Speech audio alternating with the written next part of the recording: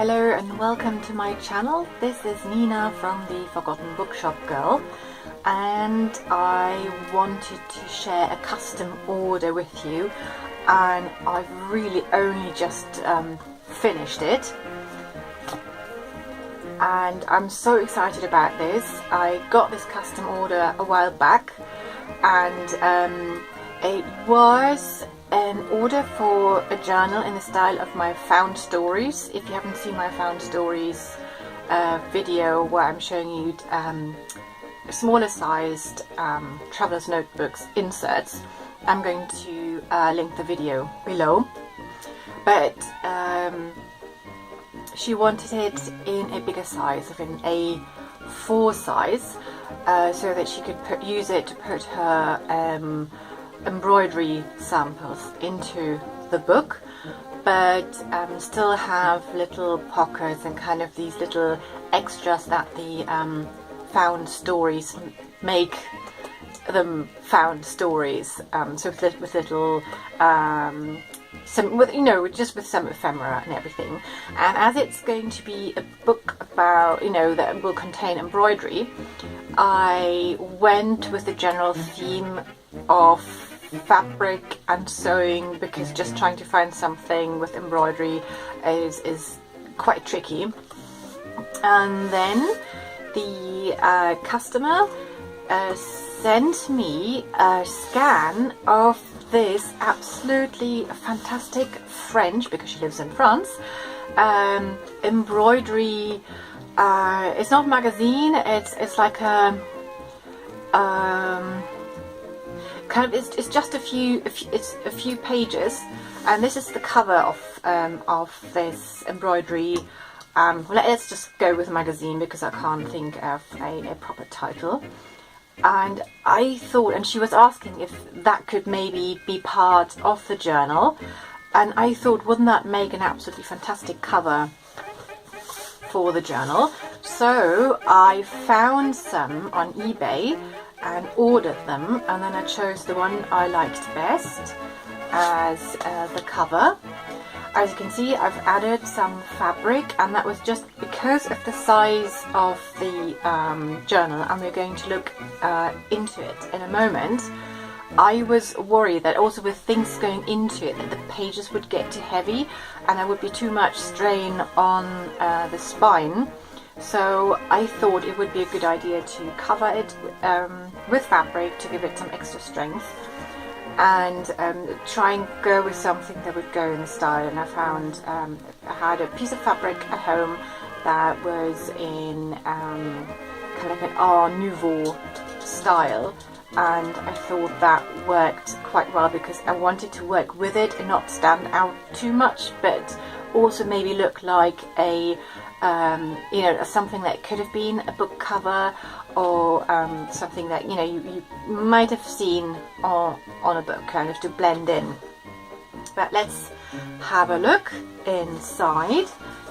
So we've got on the inside, I've got again, this is part of the French embroidery magazine, and then we've got a pocket in the front.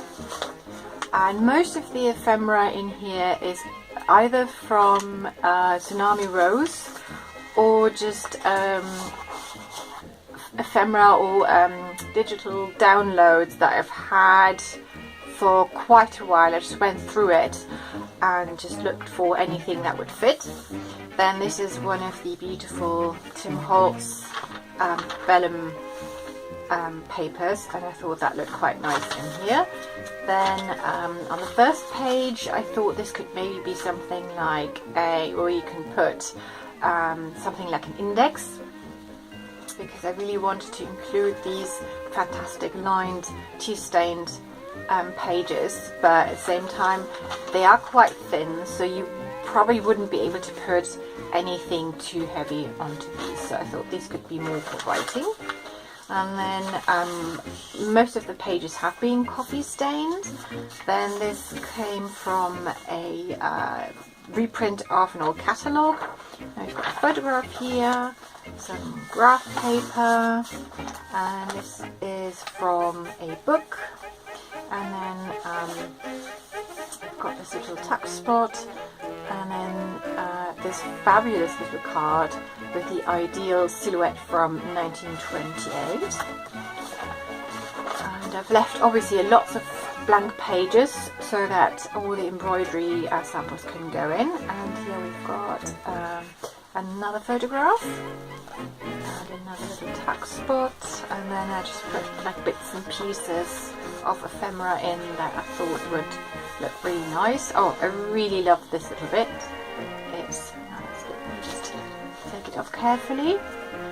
It's that was a digital download, and it used to be for needles, the needles pack. So I created one of those little packs without needles though, because I thought that would work quite nicely in here.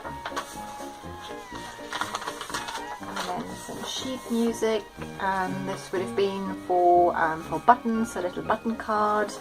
And I've got a pocket here to put things in.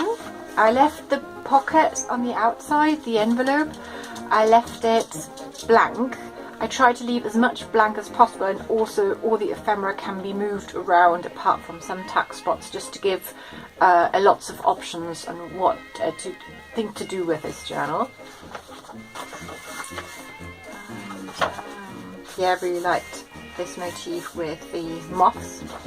I've got more graph paper, and this paper came from, it's like a guest book, and more sheet music.